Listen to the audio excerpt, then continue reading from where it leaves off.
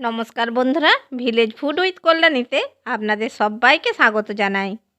আজকে আমি আপনাদের সঙ্গে শেয়ার করতে চলেছি ভেটকি মাছের ফিশ ফ্রাই বা ফিশ কাটলেট রেসিপি। বন্ধুরা, কলকাতার সেই বিখ্যাত ফিশ ফ্রাই বাড়িতেই কিন্তু খুব সহজে বানানো যায়। তবে সমস্ত উপকরণ যদি ঠিকঠাক রেখে বানানো যায় তাহলে একেবারে হোটেল বা রেস্টুরেন্টের মতো খেতে লাগে।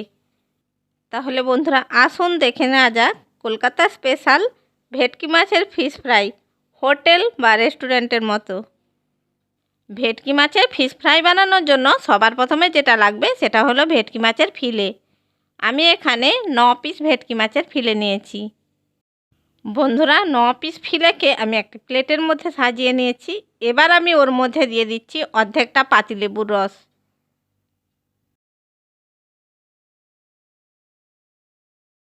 পাতিলেবুর রস সমস্ত ফিলের মধ্যে দিয়ে দিয়েছি। এরপর আমি এর মধ্যে দিয়ে দিচ্ছি পরিমাণ মতো লবণ, আর দিয়ে দিচ্ছি হাফ টিস্পুন গোলমরিচের গুঁড়ো। এবার পাতিলেবুর রস, গোলমরিচ আর লবণকে এই ফিলের মধ্যে খুব ভালো করে মাখিয়ে নিতে হবে।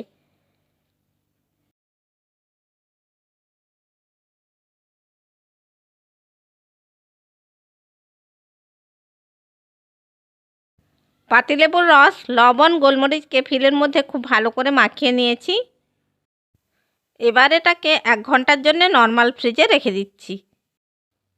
এরপর আমি কিছু উপকরণ নিয়েছি 2টো পেঁয়াজ কুচি, 1 মুঠো ধনেপাতা, 3টে কাঁচা লঙ্কা আর 4-5টা রসুনের কোয়া, আর নিয়েছি 2 ইঞ্চি আদার টুকরো। এবার সমস্ত কিছু মশলাকে এই মিক্সির মধ্যে নিয়ে নিচ্ছি। মিক্সিং জারের মধ্যে পেঁয়াজ নিচ্ছি রসুন, আদা, কাঁচা লঙ্কা আর 1 মুঠো ধনেপাতা। সমস্ত কিছু মশলাকে মিক্সির মধ্যে নিয়ে এটার একটা পেস্ট বানিয়ে নেব। দেখুন বন্ধুরা, সমস্ত কিছু সুন্দর একটা পেস্ট বানিয়ে নিয়েছি। এরপর আমি একটি পাত্র নিয়েছি, এই পাত্রের মধ্যে নিয়ে নিচ্ছি 2টো ডিম।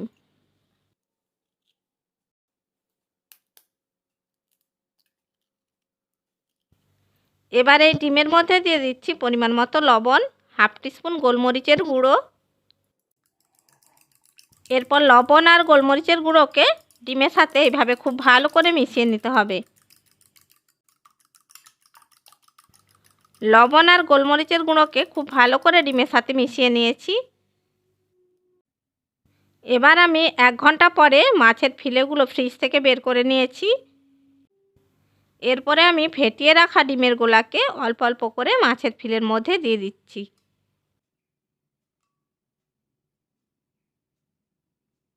ফেটিয়ে রাখা ডিমের গোলাকে আমি মাছের ওপরে দিয়ে দিয়েছি।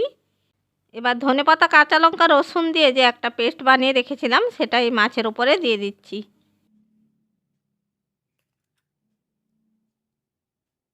ধনেপাতার পেস্টটা খুব ভালো করে মাছের ফিলের মধ্যে আমি দিয়ে দিয়েছি।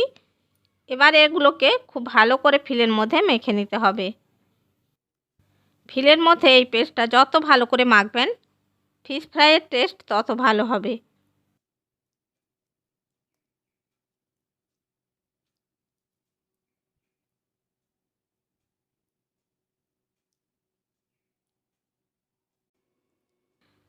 দেখুন বন্ধুরা, সমস্ত ফিলের মধ্যে পেস্টটা খুব ভালো করে মেখে নিয়েছি। এবার আমি একটি পাত্রের মধ্যে নিয়ে নিচ্ছি কিছুটা ব্রেডক্রাম্ব। এবার এই ব্রেডক্রাম্বের মধ্যে দিয়ে দিচ্ছি হাফ টিস্পুন লবণ, আর দিয়ে দিচ্ছি হাফ টিস্পুন গোলমরিচের গুঁড়ো। এরপর লবণ আর গোলমরিচের গুঁড়োকে ব্রেডক্রাম্বের সাথে খুব ভালো করে মিশিয়ে নিতে হবে।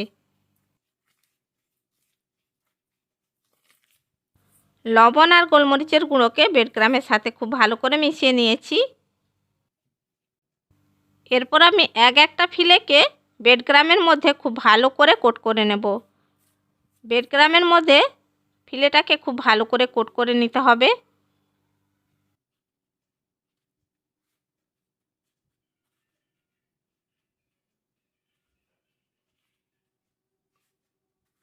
দেখুন বন্ধুরা, ফিলেটাকে ব্রেডক্রাম্বের মধ্যে খুব ভালো করে কোট করে নিয়েছি। এরপর আমি ডিমের মধ্যে ডিপ করে নেব। ডিপ করে নিয়ে এটাকে আবারও খুব ভালো করে ব্রেডক্রাম্বের মধ্যে কোট করে নিতে হবে। বন্ধুরা ব্রেড ক্রাম্বগুলোকে এইভাবে একটু চেপে চেপে মাছের গায়ে লাগিয়ে নিতে হবে।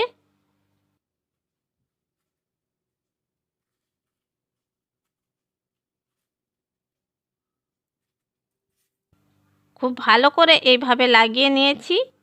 এটা আমাদের রেডি হয়ে গেছে। এটাকে আবারও একবার আমি ডিপ করে নেব। ডিমের মধ্যে ডিপ করে নিয়েছি। আবারও ভালো করে এটাকে ব্রেড ক্রাম্বের মধ্যে কোট করে নেব।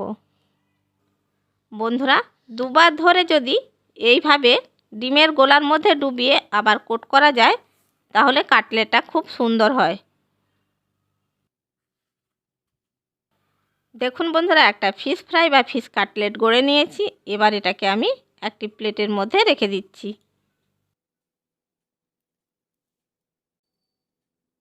বন্ধুরা একই রকম পদ্ধতিতে আমি সমস্ত ফিশ ফ্রাইগুলো গড়ে নিচ্ছি। দেখুন বন্ধুরা একই রকম পদ্ধতিতে আমি আরেকটা ফিশ ফ্রাই গড়ে নিয়েছি। একই রকম পদ্ধতিতে আমি বাকি ফিশ ফ্রাইগুলো গড়ে নিচ্ছি। দেখুন বন্ধুরা একই রকম পদ্ধতিতে আমি সমস্ত ফিশ ফ্রাইগুলো গড়ে নিয়েছি। এবার এগুলোকে ভেজে নেব। ফিশ ফ্রাই ভেজে নেওয়ার জন্য গ্যাসের উপরে কড়াই বসিয়ে দিয়েছি। সেই কড়াইয়ের মধ্যে দিয়ে দিয়েছি বেশ কিছুটা সাদা তেল। তেল গরম হয়ে গেছে। এবার একটা করে ফিশ কাটলেট তেলের মধ্যে ছেড়ে দিচ্ছি। বন্ধুরা ফিশ ফ্রাই বা ফিশ কাটলেটটা ভাজার সময় গ্যাসের ফ্লেমটা সবসময় লো টু মিডিয়ামে রাখতে হবে। হাই ফ্লেমে ভাজা যাবে না। হাই ফ্লেমে ভাজলে বাইরেটা কালার চলে আসবে আর ভেতরটা কাঁচা থেকে যাবে। ফিশ ফ্রাইয়ের একদিকটা হালকা ভাজা হয়ে গেছে। এবার এটাকে অন্য পিঠে উল্টে দিচ্ছি। বেশ কিছুক্ষণ সময় নিয়ে এইভাবে উল্টে পাল্টে লাল লাল করে ভেজে নিতে হবে। দেখুন বন্ধুরা ফিশ ফ্রাইটা ভাজা হয়ে গেছে। এবার এটাকে আমি তুলে নিচ্ছি।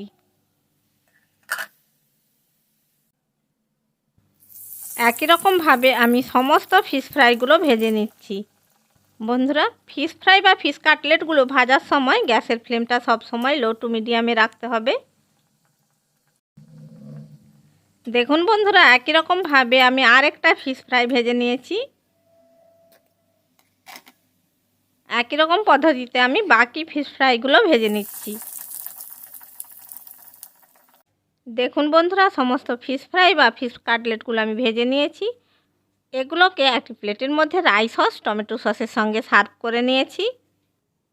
এবার একটা ফিশ ফ্রাই ভেঙে দেখাচ্ছি। দেখুন বন্ধুরা ফিশ ফ্রাইটা কত সুন্দর হয়েছে।